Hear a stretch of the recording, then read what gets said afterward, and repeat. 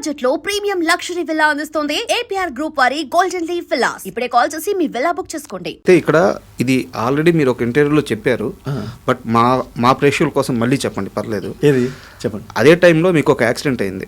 Correct. Hindi Shiva తర్వాత ఒక accident అయింది. ఎగ్జాక్ట్లీ. కెరీర్లో అప్పుడే మంచి అవకాశం వచ్చే సమయం. మీరు ఎక్కడి నుంచి ఇన్ఫర్మేషన్ లాగారు నాకు తెలియట్లేదు. కరెక్టే.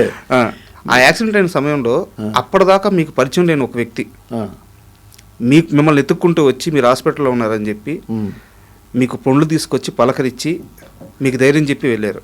పరిచయం లేని వ్యక్తి కాదు, పరిచయం ఉన్న వ్యక్తే. ఆలీ హాస్పిటల్లో కదండి, ఫ్లాట్లోనే హాస్పిటల్ నుంచి బ్యాండేజ్ వేసుకుని ఫ్లాట్లో ఉన్నా అని అక్కడ మామూలం లలిత అపార్ట్మెంట్స్ అని అపార్ట్మెంట్ ఉంది. లలిత అపార్ట్మెంట్స్ ఇంకోటి ఏదో. నేను అట్లూరు వెంకట అని నా క్లాస్మేట్ వాడు ఇన్స్టిట్యూట్లో. సరే అంటే వెంకట్ని అడిగినట్టున్నాడు. వెంకట్ని అడిగితే అప్పుడు అది మీరు చెప్పిందే వచ్చి ఫ్లాట్కి వచ్చి బిస్కెట్స్ అండ్ యాపిల్స్ ఇంకా అయ్యో గ్రేప్స్ అయ్యి ఉన్నట్టున్నాయి అన్నీ తీసుకొచ్చి ఏంటి ఎలా జరిగింది ఇది అన్నాడు. సరే చెప్పిన తర్వాత నేను ఊటీ షూటింగ్ వెళ్తున్నా, వచ్చిన తర్వాత మళ్ళీ వస్తాం మళ్ళీ అన్నాడు. ఫోన్స్ లేవు కదండి. అంతే కదా సార్. మళ్ళీ వచ్చి కలుస్తాను ఇది అన్నాడు. అది ఎప్పటికీ నేను మర్చిపోనండి ఇలాంటివి. అంటే ఈ క్వశ్చన్ ఎందుకు అడిగానంటే సార్, అలీ గారంట ఇండస్ట్రీలో ఎవరైతే ఇబ్బందుల్లో ఉంటారో, ఎవరైతే పడిపోతారో ముందు వాళ్ళ దగ్గరికి వెళ్తారంట. ఓకే. అంటే మీరు ఆ ఇంటర్వ్యూలో చాలా ఎమోషనల్గా చెప్పారు, అలీ గారు ముందే చెప్పారు. ఓకే. బట్ పూరి జగన్నాథ్ గారు అచ్చా ఆలీతో సరదాగా దాంట్లో చెప్పారు, మీరు చెప్పారు. Okay okay. నేను అక్కడ వినే ఈ క్వశ్చన్ అడుగుతాను. అచ్చా నేను మీకు ఎట్లా సపరేట్గా తెలిసిందా? లేదు, అదే ఒక ఇంటర్వ్యూలో అని చెప్పి ముందే చెప్పాను. నిజం. పూరి జగన్నాథ్ గారు ఆస్తంతా పోగొట్టుకున్న తర్వాత ఓకే ఇండస్ట్రీలో ఆయన దగ్గరికి వెళ్ళడానికి కూడా చాలా మంది భయపడుతున్న సమయం ఈయన ఒక చిన్న లాకెట్ తీసుకెళ్ళి గోల్డే ఇది వేసుకో, నీ ఆస్తి మొత్తం మళ్ళీ వెనక్కి సంపాదిస్తావు నువ్వు అని చెప్పి ధైర్యం చెప్పారంట. దానివల్ల సంపాదించి ఉండకపోవచ్చు, అదే బట్ ఒక మానసిక ధైర్యం డెఫినెట్గా అండి. ఎంత బూస్టప్ ఉంటుంది. ఇలాగా ఆ రోజు మీ దగ్గరికి వచ్చినట్టే ఇండస్ట్రీలో చాలా మంది దగ్గరికి ఆయన వెళ్ళారు. సో అది మీకు తెలియాలని చెప్పి నేను ఈ క్వశ్చన్ అడిగాను.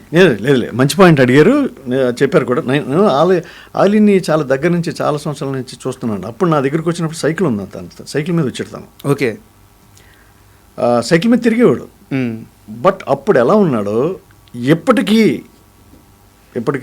ఇంపోర్టెడ్ కార్లో 1-2 కార్లో 2-3 కార్లో తిరుగుతున్నా కూడా అలాగే ఉన్నాడు. That is most important for human being. అంతే కదా. సినిమా ఆర్టిస్ట్ అంటలేదు నేను, హ్యూమన్ బీయింగ్. మనిషికి అవసరం ఒక మాట సార్. కానీ ఉండనివ్వదు. డబ్బు ఉంది చూసారా, ఉండనివ్వదు. అదొక మత్తు. సక్సెస్, డబ్బు వెరీ డేంజరస్. ఆలీ అయితే అలా మారలేదు, అలాగే ఉన్నాడు. ఈవెన్ సాయి కుమార్ కూడా. సాయి కుమార్ నాకు చెన్నై నుంచి నాకు వెరీ క్లోజ్ ఫ్రెండ్. నాకు is like my family member. నేను కూడా తనకి అంతే, ఓ బ్రదర్ లాగా. Is there fantastic. అంటే శ్రీకాంత్ గారు కానీ ఇప్పుడు మీరు అన్న మాట, ఇంత క్రేజ్ వచ్చినా మారలేదు, హ్యూమన్ బీయింగ్ అలా ఉన్నారని చెప్పారు కదా. జీవితం అనేది సినిమా కంటే గొప్పది కదా. అన్నిటికంటే జీవితమే కదా గొప్పది. దాంట్లో మనిషి ఎలా ఉండాలో అలా ఉంటే అదే గౌరవం. ఈరోజు నేను మాట్లాడినా మీరు మాట్లాడినా అలా ఉన్నారు కాబట్టి. బట్ ఇందాక ఆర్ నారాయణమూర్తి గారి ప్రస్తావన వచ్చింది. అయితే ఒక చిన్న ఇన్సిడెంట్, ఇండస్ట్రీలో మనం పనిచేస్తే ఆ డబ్బులు ఇవ్వడం అనేది చాలా కష్టం. 60% ఇస్తారో ఎవరో కష్టం. మీకు డబ్బులు ఇవ్వాల్సి ఉంటే చెన్నై నుంచి హైదరాబాద్కి ఎత్తుక్కుంటా వచ్చి మీరు ఎక్కడున్నారో తెలియకపోతే వేరే మనిషికి రామ్ జగన్కి నేను డబ్బులు ఇవ్వాలి ఇచ్చేయండి అని చెప్పి ఇచ్చి వెళ్ళిపోయారంట ఆయన.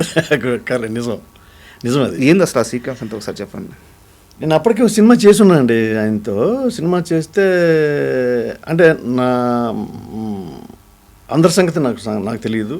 నా జీవితంలో అత్యంత గొప్ప ప్రొడ్యూసర్ అంటే ఆర్ నారాయణమూర్తి గారు. ఓకే. ఎందుకంటున్నానంటే ఆయన చిన్న బడ్జెట్ సినిమాలు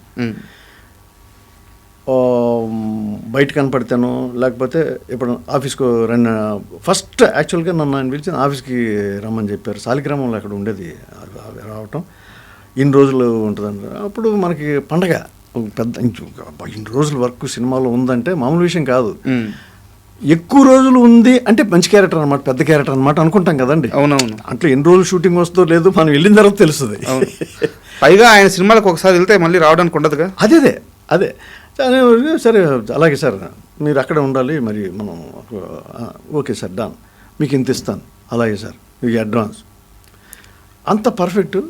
ఆ సినిమా అసలు రిలీజ్ అయిందండి, బాగా ఆడింది, చాలా బాగా ఆడింది. నేను సినిమా ఆడుతుంది అనుకుంటా ఆ టైంకి. ఆడుతుండే టైం నేను హైదరాబాద్ వచ్చి ఉన్నాను. ఓకే. ఈయన ఏం చేశారు, నాకు పర్సనల్ ఫోన్ ఉండేది కాదు, పీపీ ఫోన్ ఏదో ఉందా నేను ఉండే ఇంట్లో. వచ్చి అడిగితే వాళ్ళు నా ఇంటి ఓనర్స్ చెప్పారంటే ఆయన షూటింగ్ వెళ్ళాడు, ఎప్పుడు వస్తారో తెలియదు. సరే ఈయనేంటి రెగ్యులర్గా హైదరాబాద్ వచ్చేవారు. ఎందుకు ప్రసాద్ ల్యాబ్ ఉంది కదండి, ప్రసాద్ ల్యాబ్లో ఆయన సినిమాలు ప్రతిదీ పోస్ట్ ప్రొడక్షన్ అంతా ప్రసాద్ ల్యాబ్లోనే జరుగుతుంది. సరే ఆయనకి చాలా క్రెడిబిలిటీ ఉంది అక్కడ, చాలా మంచి పేరు నారాయణమూర్తి గారికి అక్కడ. సరే ఆయనకు వస్తూ ఉండేవారంట. వచ్చినప్పుడు నేను దేవదాస్ కనకాల గారి దగ్గర చదివానని తెలిసి ఆయన ఇన్స్టిట్యూట్కి వచ్చారు. ఓకే. అప్పుడు సాగర్ సొసైటీలో ఉండేది దేవదాస్ కనకాల గారి ఇన్స్టిట్యూట్. ఓకే. ఆయన దగ్గరకు వచ్చి గురుగారు మీ శిష్యుడు జగను ఇలాగ మన సినిమాలో చేశాడు కదా, దేవదాస్ గారు కూడా చేసినట్టున్నారండి ఆ సినిమాలో. Movie name sir? అది అడవి దివిటీలో సంథింగ్ ఏదో ఉంది సినిమా. ఓకే. అది ఆయన మాస్టర్ కూడా చేసినట్టున్నారు, దేవదాస్ గారు కనకాల కూడా చేసినట్టున్నారు. సరే అది తెలియదు, నాకు గుర్తులేదు. కానీ వచ్చి ఇదిగో మీ ఓడికి అదే మీ శిష్యుడికి నేను డబ్బులు ఇవ్వాలి, నేను వెళ్ళి ఇంటి ఓనర్ని వెళ్ళి అడిగితే, అదే ఆయన ఉండే ఇంటి వాళ్ళు అడిగితే ఇలాగ షూటింగ్ వచ్చారని చెప్పారు. అంటే అవునండి నిన్న వచ్చాడు, మళ్ళీ షూటింగ్ కంప్లీట్ అయిన తర్వాత వెళ్ళే ముందు వస్తానని చెప్పాడు నాతో, నా దగ్గరికి వస్తాడు కంపల్సరీ జగన్, ఏదో హోటల్ పేరు ఏదో చెప్పాడు నాకు. అదంటే సరే గురుగారు ఇగో ఈ డబ్బు ఆయనకి ఇవ్వాలి, ఇచ్చేసేయండి అని చెప్పి వెళ్ళాడు ఆయన. ఒక ప్రొడ్యూసర్ ఎత్తుక్కుంటా వచ్చి డబ్బులు ఇచ్చాడా? జరుగుద్దండి ఇది, నాకు తెలిసి ఎక్కడ జరగదు. నేను టీవీ ఇండస్ట్రీకి వచ్చిన తర్వాత ఈటీవీలో జరిగిన అలాంటి ఇన్సిడెంట్ రావటం కాదు, ఫోన్ చేసేవారు. జగన్ గారు మీ చెక్ ఉందండి ఆఫీసులో, మీ చెక్ ఉంది. మనకేంటి అక్కడ మనం ఒకసారి వన్స్ అక్కడ చేసామనుకోండి, ఈటీవీలో చేసామనుకోండి, మనం బ్యాంకులో అకౌంట్ ఓపెన్ చేసి మనం ఏదో డబ్బు అది ఆటోమేటిక్గా వెళ్ళిపోతుంటుంది. చెక్ గవర్నమెంట్ జాబ్ లాగా మీకు 2 ఏళ్ళైనా 3 ఏళ్ళైనా చెక్ అలాగే ఉంటుంది. అది ఎక్స్పైర్ అయిపోతే నేను చెప్పలేను, కానీ మేనేజర్ అలా ఫోన్ చేసేవాళ్ళండి, అంత credibility. So as it is ఈయన వచ్చి రావటం నా జీవితంలో మళ్ళీ ఎప్పుడు అలాంటి ఇన్సిడెంట్ జరగలే. ఆర్ నారాయణమూర్తి గారు అందుకన్నాను అంత గొప్ప ప్రొడ్యూసర్. సార్ మీ జీవితంలో కాదు, ఇండస్ట్రీలోనే జరిగి ఉండదు. తర్వాత కూడా నేను 2 సినిమాలు చేసిన తర్వాత సేమ్ వచ్చి ఇవ్వటం కాదు, ఇచ్చేసేవారు, ముందు ఇచ్చేవారు. మీరు నమ్మరు, ఒక సినిమాకి అయితే నేను మన సాయి తమ్ముడు రవిశంకర్ ఉన్నాడు, మమ్మాలి రవిశంకర్, తను విలను, నేనేదో హీరో ఫ్రెండ్, దాంట్లో ఏదో హీరో ఫ్రెండా విలన్ ఫ్రెండ్ గుర్తు రావట్లేదు. మేమిద్దరం ఒక రూమ్ అనమాట, చాలా దాదాపు 1 month అలా 2 సినిమాలకి అలాగే జరిగింది. ఆయన మధ్యలో వచ్చి ఖర్చులకి ఏమైనా కావాలని మళ్ళీ డబ్బులు ఇచ్చేవారు ఆయన, నారాయణమూర్తి గారు. మన సేమ్ హోటల్ ఉండేవారు ఆయన, పక్క రూములు. మధ్యలో వచ్చి మేము బాసు మీరు సినిమాలకి షికార్లకి వెళ్తూ ఉంటారు కదా అని చెప్పి మళ్ళీ ఆయన డబ్బులు ఇచ్చి వెళ్ళేవారు ఆయన. అందుకన్నా ఆయన చాలా గొప్ప, వెరీ వెరీ మచ్ ప్రిన్సిపల్డ్ అండి. అంత గొప్ప మనిషి సార్, చాలా చాలా చాలా. అది కదా, అలా ఉండాలి కదా, అలా ఉంటే ఎలా ఉంటుందండి, అందరూ అద్భుతంగా ఉంటుంది, సమాజం అద్భుతంగా ఉంటుంది. ఎగ్జాక్ట్లీ. నేను ఎందుకు గొప్పవాడు అంటున్నా అంటే అండి, ఆయన చేసి చిన్న బడ్జెట్ సినిమాలండి. ఆయన ఫ్రెండ్స్ ఉంటారు 2-3. ఈయన డబ్బులతో పాటు, ఈయన పెట్టే డబ్బులతో పాటు ఇంకోళ్ళు 2-3 ఆయన వెల్వేష్. అందుకే స్నేహ చిత్ర అనే బ్యానర్ ఆయన చెప్తారు క్లియర్గా, నా ఫ్రెండ్స్ ఉన్నారు సో బస్సు మన ఫ్రెండ్స్ ఉన్నారు, మనం అంటే ఇష్టం, మనం అడగకుండా డబ్బులు ఇస్తారు అని చెప్పేవారు ఆయన. అంత గొప్ప మనిషి, గొప్ప ప్రొడ్యూసర్ కూడా. ఊరికి మనగాడు సినిమా గుర్తుందా? ఎందుకు గుర్తులేదు, శ్రీకాంత్ గారు హీరో కదా. సినిమాగానే గుర్తుందా? ఇంకేమన్నా? ఉప్పలపాటి నారాయణరావు గారు డైరెక్టరు,